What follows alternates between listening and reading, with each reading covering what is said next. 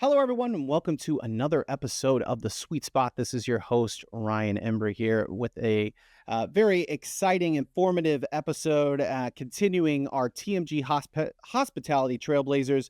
This is our series where we are talking to those industry leaders and brands, management companies that are paving the way forward. I've got an absolutely amazing guest. I'm excited to speak with him today. Ben Rafter, CEO of Hotel Equities. Ben, thank you so much for joining the Sweet Spot. Thanks, Ryan. Looking forward to it. Be great Yeah, we're gonna afternoon. we're gonna have a fun conversation, talk all about Hotel Equities. But on the Sweet Spot, we do a little tradition where instead of just doing your normal bio, I actually like handing it over to our guests to kind of talk through their hospitality journey, because sometimes you get a little bit more insights. Us hospitality people, we got mentors. We come from different brands. Sometimes fall into hospitality, quite frankly. Talk to us, our Sweet Spot hotel audience, a little bit about your hospitality journey and what led you to your role as CEO over at Hotel Equities. Sure. I fit into the fall into it category without a doubt. I was a tech guy for better part of 15 years, mostly startups. Sold two of them, and after selling the second one, was locked out of the industry for a year and got a phone call from a hotel guy, and he said, "What are you doing? You want to come to Mount Everest with me?" And just because nothing better to do for the next month, we packed up and headed over to Nepal. And on about the third day, he said to me, "So, what do you think of the hospitality industry and hotels?" And I was dumb enough to open my mouth and give him my opinion that you needed to sort of fuse together larger than life hoteliers, which was his background, and kind of quant tech data guys like me. And over the next 20 days, we hashed out starting a hotel company, literally on the side of a mountain, in this case. And after that ended, it was 2008, the market crashed. We had a new president. I flew to Hawaii, and we started with 4 hotels in Hawaii, and it's been nonstop ever since. So definitely not a traditional way to get into the industry. Yeah. You give new meaning to kind of climbing the corporate ladder, so to speak, when talking about that. But I think that's what honestly makes hospitality so fascinating, because yours, honestly, the majority of the guests we talked to, Ben, um, hospitality was not their final destination, so to speak, what you were talking to. But I think it brings new perspective, and obviously insights into an industry that, quite frankly, we're going to talk about it in a minute, but needs some more technology integration into hospitality right now. And um, you know, to fast forward to today, obviously a strategic merger in May 2025 with Springboard Hospitality. Sure, it's been an extremely busy second half of the year for you and your team, including a couple of exciting announcements we're going to talk about in a second, Ben. But can you share some of the biggest kind of takeaways and lessons you've learned for the business since this past 6 months? Maybe give us a state of the hotel equities, as you would say. Yeah, absolutely. I mean, one thing, coming from sort of independent and generally either gateway market or leisure focused, you learn how diverse some of these markets are and how much different it is running a Courtyard or a Resi Inn or a Hampton in a suburb versus running a resort in the middle of Waikiki. And it's been great kind of seeing both sides of the spectrum there, and then trying to figure out how initiatives or which initiatives work across the entire entity, and then which of them should be limited to a $400 a night hotel or a select service hotel. And I got to say, coming from the independent space where we're all about content and drone shots and Instagram and social media and things like that, obviously walking into a suburban flagged select service hotel is a whole different ball of wax, so to speak. So that part's been great. We have great leaders in all of those divisions, and it's been great working with them. Yeah, I mean, just adds to the exposure, again, what you were talking about. And to add to that, right, in October, you were back on a panel discussing outdoor centric hotels at the lodging conference in Phoenix. We talk about the spectrum of from lifestyle, and now you've got this experiential glamping. This was the perfect topic for you and Hotel Equities, obviously through your management of Postcard Cabins, which is with Marriott's new outdoor collection. Talk to us about how you guys are really capitalizing on this trend, experiential travel, that glamping that now even the big brands are trying to get into.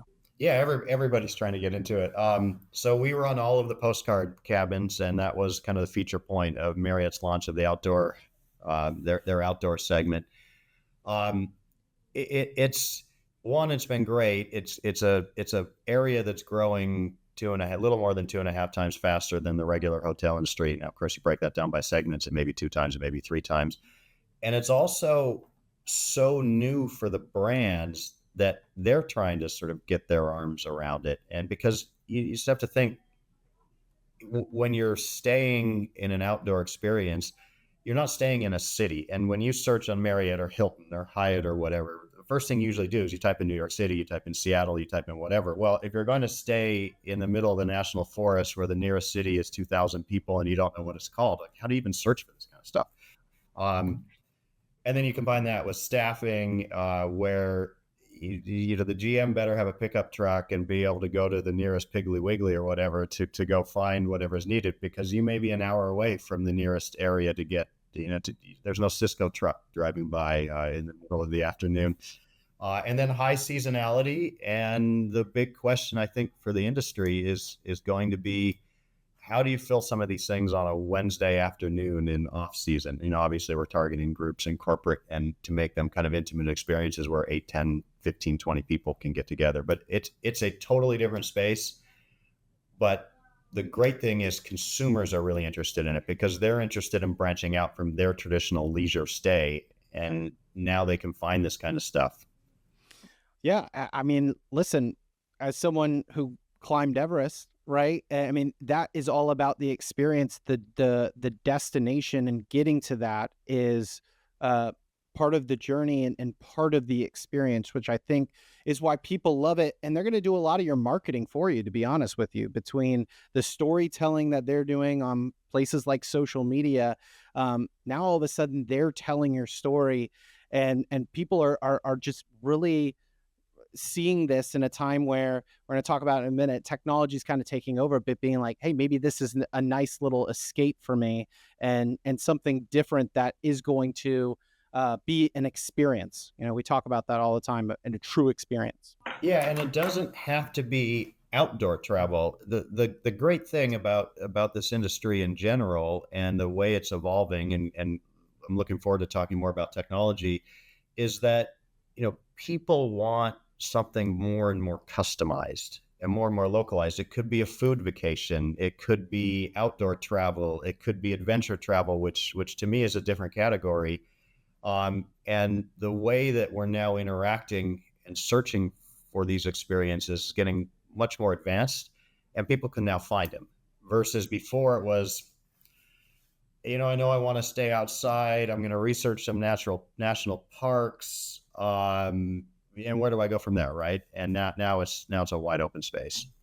I mean, you want to see how many segments our industry has gotten chopped up into. Go to any hospitality conference and you're talking about heritage travel, food travel, like you're talking about, travel that's multi-generational travel, right? It used to just be business and leisure. Which one are you on now? There are so many different ways and priorities, or the way that people and travelers are looking at travel through a completely different lens than they did a decade ago. And I think a lot of that, to be honest with you, happened what happened in 2020.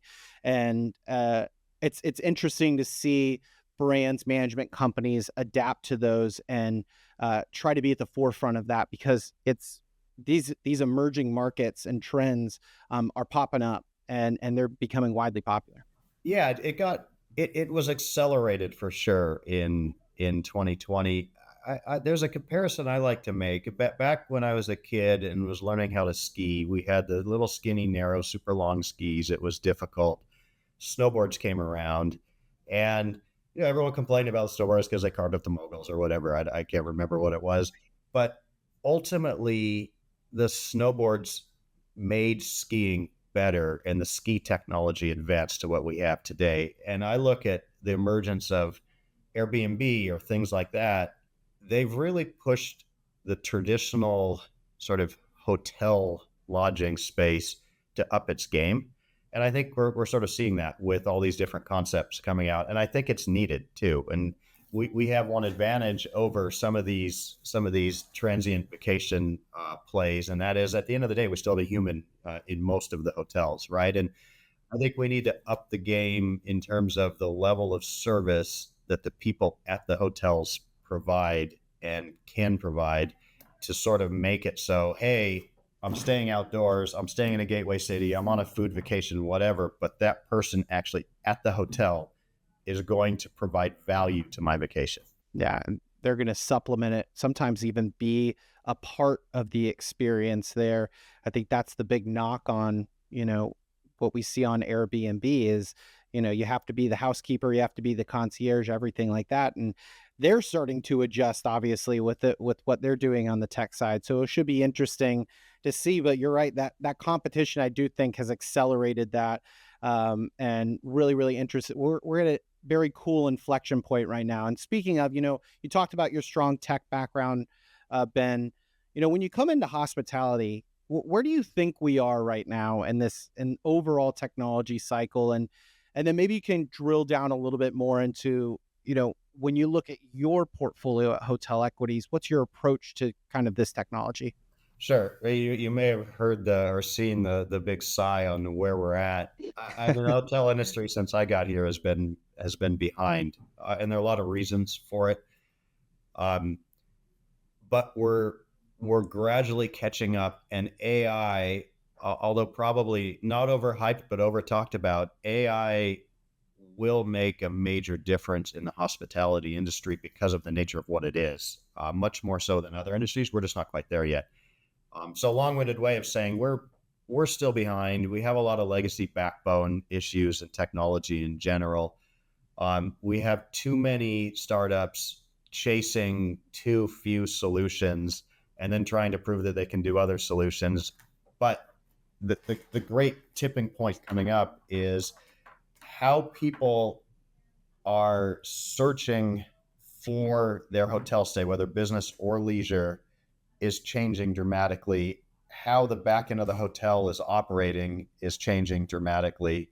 And some of these solutions that are being built are now targeting these areas, right? So I'm not excited about the past, but I'm pretty excited about the future because everyone wants to talk about the front end and search, and that's probably the more exciting thing. But just think about scheduling workforce in a 300-person hotel and how effective and efficient that is becoming. And we need it because margins are being eroded. RevPAR is flat while expenses are up 5%. And so we need to be able to squeeze out every ounce of efficiency in all of these hotels, and our owners are all demanding it. Yeah, you're absolutely. I mean, the conversations we've had at covering hospitality conferences with leaders is talking about both sides of the desk, right? And the opportunity at both sides, because I do think we get that shiny object of the, how can we improve the guest experience, and even the sci-fi that robot coming down with the towels to do all that stuff, but it's really going to be those small efficiencies that get us to a closer place to what we've been talking about forever in our industry: personalization and this seamless traveler journey, right? I mean Yeah, that. and we can figure out what, we try to define a great hotel experience historically or luxury historically, and what's the thread count and how many fixtures are in the bathroom and all this other stuff, which is important. But now we're nearing a point where we can understand, okay, what really means luxury or a great hotel experience to this individual guest. And it may not be 5 fixtures and a 600 thread count. It may mean something else, right? And the level of personalization we have is nearing where we can define that experience when the person arrives. But yeah, so it's all really exciting. And one of the great things we're pretty aggressive with technology, as you might guess, and so we beta a lot of different products, and I want to continue doing so because although 3 out of 4 may not work to the satisfaction that we have, or 4 out of 5, you do find the ones that do, and we can embrace and adopt those really, really rapidly. Yeah, I talked to a leader at the hospitality show back in October who said the modern hotelier's tech stack today is absolutely, it's the most vast it's been, and it's going to be very interesting to see because so many people are doing what you're doing, Ben.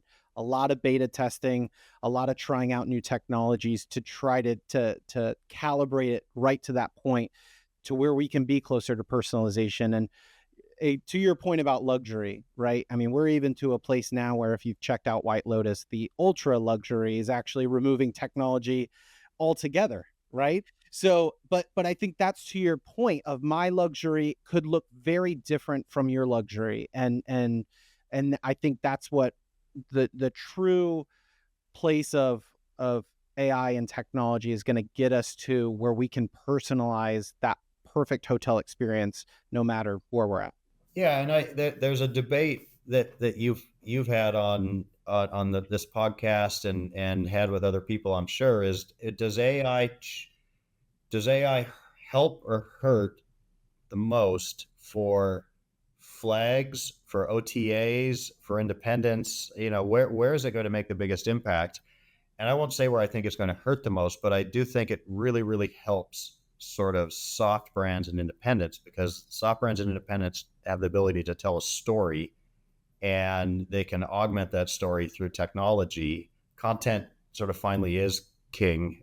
We've been talking about content being king for 20 years, and now content finally will be king because people are searching, and AI knows what I want or what you want almost as well as you do, right? And so just think of how you've changed using Google over the last 10 years, where now you're generally asking it questions instead of typing in prompts.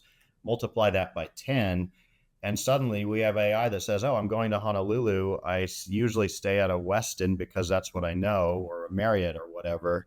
Um, but AI can say, oh, you're going to Honolulu. Here, stay at this place because it has a restaurant that you're going to love. They make a great cocktail, and they have this thing that you indicated you liked when you were in New York City. And so this is your thing. And of course, what AI really gets advanced is going to say, and I've booked it for you, and I requested this, and I'm going to monitor it for the next 30 days to make sure the revenue manager doesn't screw up and lower the price. And if he does, I'll cancel and rebook it for you.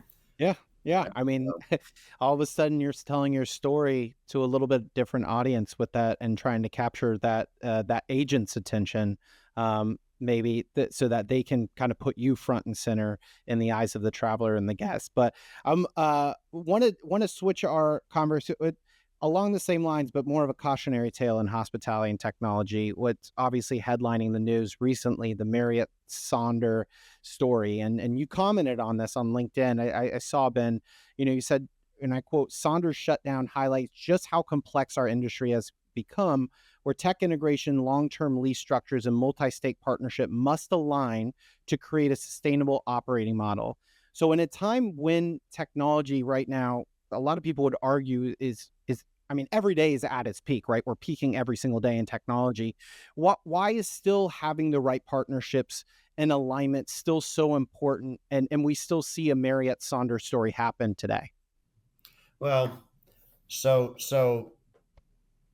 taking a step away from technology, I think the real lesson learned from Sonder, and it's unfortunate because we learned it with WeWork too, is if you're going to lease a bunch of properties, um, you better make sure you can fill those properties through thick or thin, because that lease payment's coming due no matter what, right? Is suddenly you're representing yourself basically, and you're trying to fill the owner's shoes. And WeWork failed, and Sonder, I think, ultimately failed because of that. But underneath it, um, you know, you have to make Sonder never carved itself out as, hey, that it's seamless technology that gets me into my room with no interaction. And what is the additional value of that? And what will somebody pay for it? And then I think they plug into Marriott. I don't know, obviously, but they plug into Marriott for broader reach and distribution. But now you're searching New York City, you've got 30 other Marriotts who all have a well-defined brand, or probably 100 other Marriotts in New York. You're searching Right. somewhere. Sure. And like the seamless technology story just got lost in the whole thing. And then it's like, okay, why am I going to stay at this place over these other 20 choices I see on Marriott's site? And then ultimately the whole thing collapses. But it's a classic case, a very long-winded way of saying it's a classic case of technology for technology's sake sometimes just doesn't work. Yeah. Yeah. And it goes back to the storytelling part, right? Without a defined value to your brand, and if that's not being translated to your guests, um, ultimately we saw what happens when that goes on. Yeah, and I'm gonna put myself into the position of saying I want to be the last person on earth who gives up on human interaction as part of the hotel experience. And we can put in kiosks and everything like that, or robots or whatever. I think we're better off investing in training our front of house people, or all of our people, team members, to interact better. And let's use all these new technologies so that we can truly interact and provide a better experience. And yeah, maybe 25% of the audience, or 30%, or 50, or whatever the number is, doesn't want to interact. But I think most people want the hotel experience to include people. We got to a place, I would argue, where it was, in 2020, it was almost, there was a risk to going to the front desk sometimes. So, quote unquote, and people still did it, right? We still needed that human act. The brands made it easier than ever to get to your rooms without needing people, and we still wanted it. The travelers still demanded it in some way, whether it was housekeeping, whether it was interaction. So I think if there's ever a use case, you're absolutely right, and I'm right there with you. I'll be the second to last person there with you, saying I don't want that in my hospitality experience either. But we'll switch gears here, Ben. Second, I had in late October, I told you I was out at the hospitality show, caught up with Rob Robinson. A little bit colder than where he is in Hawaii, but president of the lifestyle division at Hotel Equities. We talked about lifestyle and independent hotels. We've talked about on this episode, continues to grow, popularity just ever increasing. Why do you think these have remained so attractive to travelers, and how has obviously Hotel Equities with that strategic partnership has really positioned itself as a leader in this segment? Yeah, it's growing because people want an experience, right? And there's obviously a market for checking into a select serve that's the same no matter whether you're in Dallas or you're in Seattle or you're in Vancouver, BC, right? But there's also an equally large segment of people who are saying, whether it's business or leisure or any of the 100 other derivations of travel, when I go somewhere, I want to stay at a property that tells a story. And usually that story is going to be around the place. If you stay with our properties in West Hollywood, or you stay where Rob is at in Hawaii, you should know you're in Hawaii, and you're going to get that sense of place that you're there. And lifestyle and independent properties just naturally can sort of expose that story a little bit better if they're run well. And then we can market to that story. And independents have to, because the distribution capabilities of the flags are amazing, right? And so the independents, their only counterbalance to that is, I'm going to market via the story that I tell and the content that I produce. And then, of course, the middle ground, and Marriott and Hilton and Hyatt have done so well with it, is the soft brands. And what I would like to see, or what I hope I don't see, is they start to harden those soft brands, because an autograph with the flexibility to tell a story that's still plugged into the Marriott distribution system in this case is a powerful thing. Yeah, so immersive these lifestyle hotels can be, offering amenities and experiences that the brand hotels are great, and I just think people are, when you want consistency's there, but everyone doesn't want to tell a consistent story. Sometimes they want a unique story. They want to be immersed in the local culture that was that we don't get the opportunity to see every day. That's why we love travel. Yeah, but we have to embrace it too, and make the investment to do it. And I think there's some ground, there's some wood to chop, so to speak, in terms of, yeah, you can't just say your hotel's independent or a boutique or a lifestyle hotel and then not invest in the content and the activities that make it there. No, I think that's where we need to grow a little bit. And as noted earlier, when we were talking, I think we'll be forced to, because of the way that people are searching for these hotels. If we don't, then the hotel is going to fail, right? Yeah. Yeah, absolutely. Listen, I more seasonal F&B options, the better, from local source places at these lifestyle and independent hotels. I will take that all day to make those memorable experiences. Well, and F&B is a good example, because all of the major all of the major operators now have these relationships with the giant F&B providers, or for that matter, the giant FF&E providers. And it's sort of turned F&B into a similar commodity. I could tell you the Cisco fries at 50 different hotels. It's this, oh, this came from Cisco, or this came from over here, right?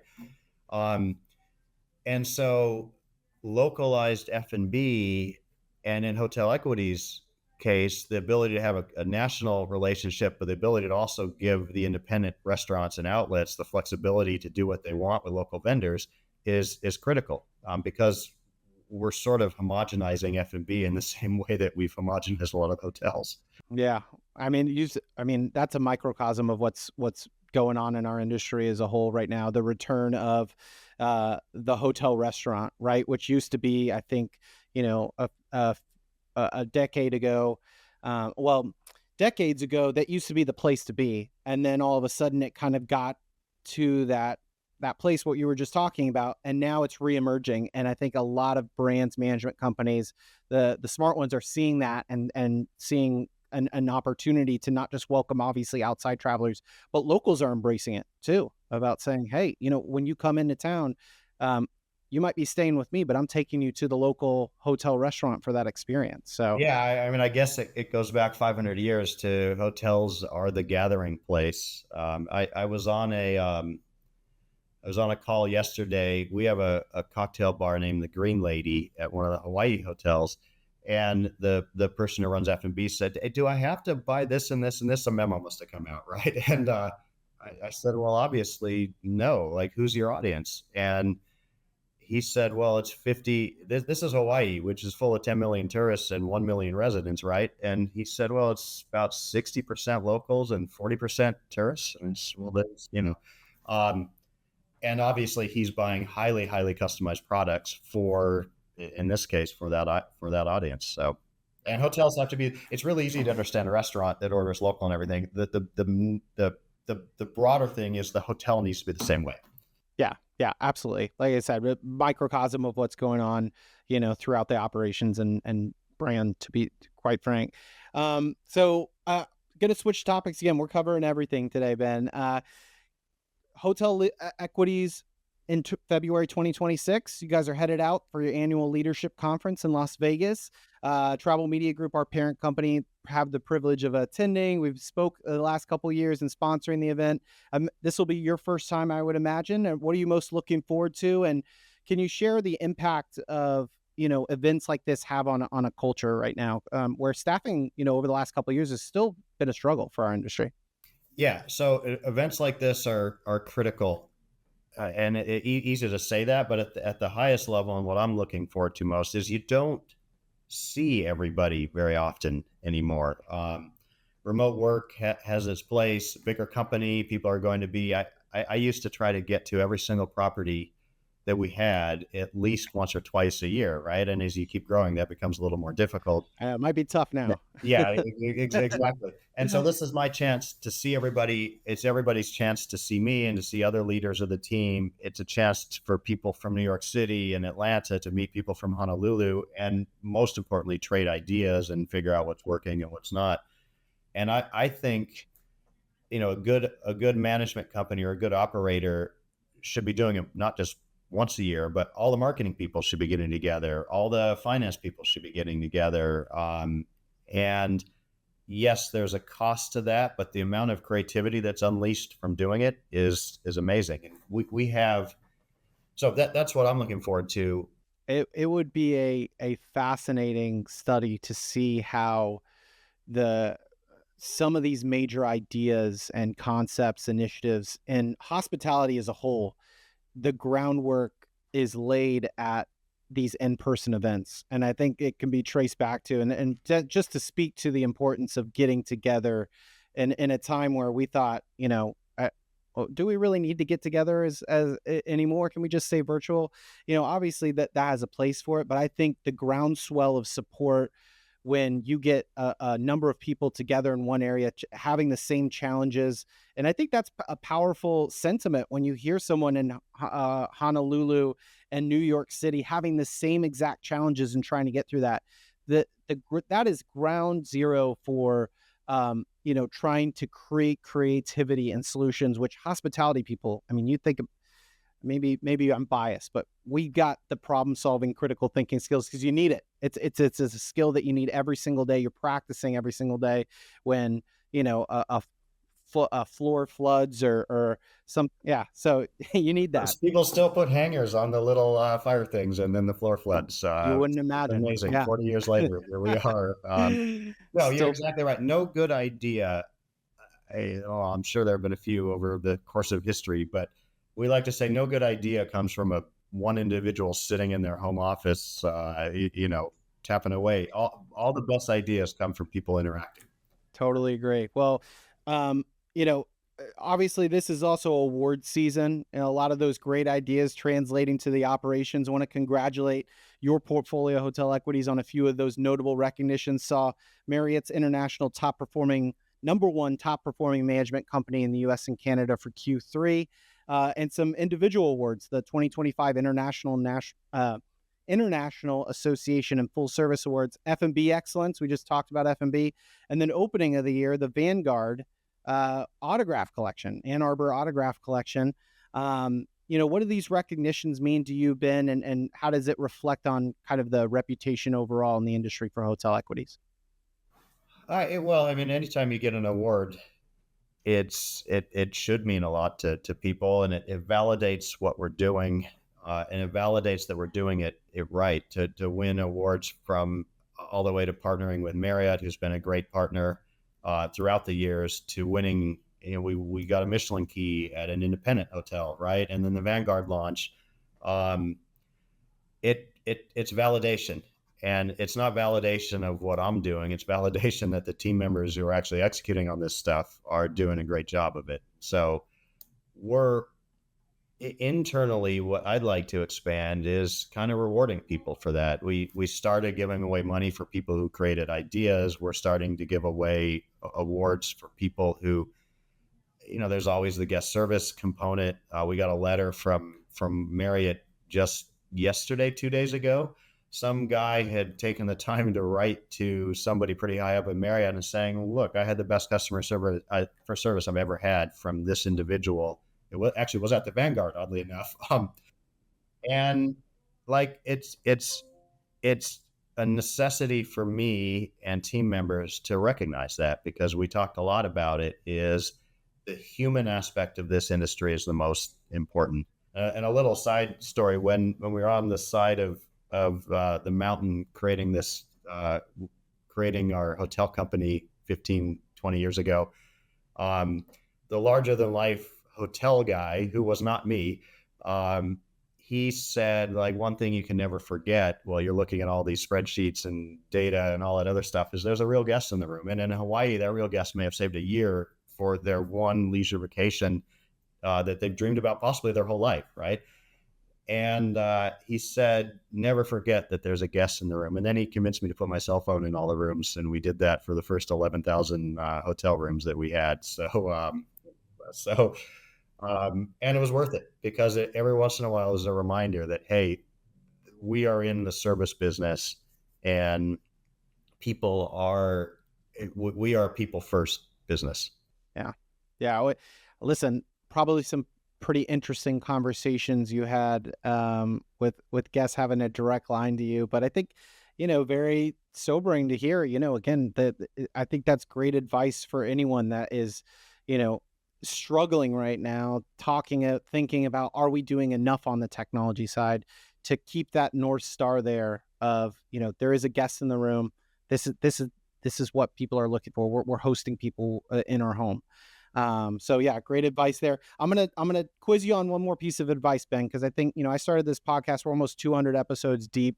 I always feel like it's my kind of mission, especially for younger hospitality professionals just coming into the workforce now.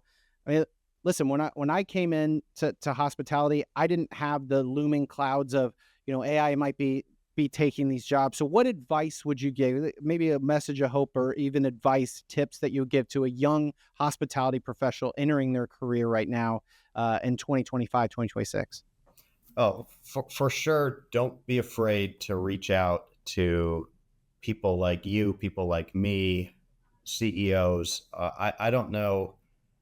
I mean, obviously, we have a lot of competitors and we compete with them for obvious reasons, but I don't know a single one of them that would not respond to someone who reaches out and says, "Hey, how did you get where you are? What do you like doing?" I think I just used a double negative in the sentence there, but I don't know a single one who is not willing to help expand people's careers. And then the second thing is, complacency just kills. And if you have ideas, push them. And I was 19 or 20 when we did our first startup. Um, it would have been really, real easy to not do it. And then 5 years later, 10 years later, life changes. And if you have the idea, push it and do it, and you'll be rewarded for it later. And you'll never look back and say, "Oh, hey, I wish I wouldn't have done that." Right. Yeah, there you go. And what would you have said if I told you, 19-year-old Ben, that you'd be giving hospitality advice to young hospitality professionals Yeah, now I would on have said, on like, podcast? when I was 19, I was terrified to reach out to people. Like, why would anybody talk to me? But we're all out there, and so I think that's two pieces of advice. One, reach out to anybody; they'll respond. And then two, um, if you have an idea, push it. People there's a lot of self doubt out there. You have it, I have it. You think, "Oh, that's not a good idea." Well, it's not. Prove that it's not a good idea. There's just as good a chance it's going to be a great idea. And if you're implementing technology, get the implementation part done, because it's great seeing 1,000 different technologies, but 9 times out of 10 they don't talk to all the other ones we're using. So There you go. There's some tech advice at the very end. I love that. Right on brand. And uh, so wrapping up into 2025, 2026, can you share any notable developments right now in the hotel equities pipelines, or even projects that within the portfolio you're excited about right now? really excited about the Caribbean and Latin America, and particular Mexico. I think in some of these regions, third-party operators are just emerging. I mean, obviously pretty common in the U.S. and in Canada. We have an awesome team down there, and we've kind of got it in our little laboratory, so they're protected. And I just think the impact they're going to make next year across the Caribbean and Latin America is going to be fantastic.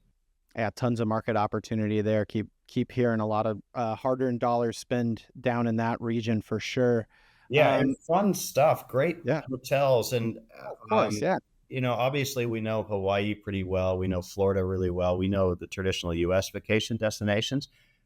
If I were the governor of Hawaii, I would grab about 10 members of the ledge, or 20, or as many as we could fit on a plane from Hawaiian Airlines or Alaska, and fly somebody down. I just probably can't do it, but fly somebody down to Mexico, down to Costa Rica and the Dominican Republic, because if they could really see the quality of the product down there, they would be investing in more tourism marketing in Hawaii. So Governor Josh Green of Hawaii, pay attention. yeah. Yeah, well, listen, we have a sweet spot spotlight series that actually profiles some properties. You give me a call, Ben, whenever you're ready to spotlight one of those properties in the Caribbean. I'm happy to make the trip down there and help you out with that. Yeah, So awesome. I will look forward to it. I'm gonna hold you to that, Rob. all right, all right. Well, as we wrap up the year and as we wrap up the episode, I think this is obviously a great time for a lot of reflection. Thanksgiving just happened. Looking back on 2025, what are you most proud of in 2025, and what are you most looking forward to in 2026? I mean, look, we got the Springboard Hotel Equities combination done, and I'm really excited. So we'll call that the most proud, and I'm really excited for seeing where this combination goes in 26.